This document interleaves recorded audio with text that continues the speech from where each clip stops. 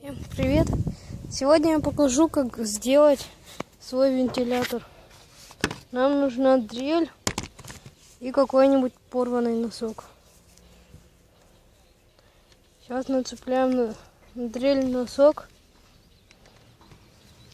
и пытаемся, чтобы она закрутилась.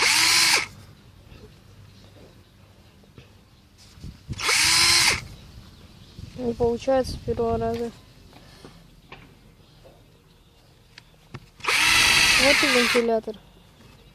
Он крутит и видит, как вентилятор. Это свой вентилятор можно сделать из дрели и носка. Ладно, удачи вам. Всем пока. Ира, иди сюда.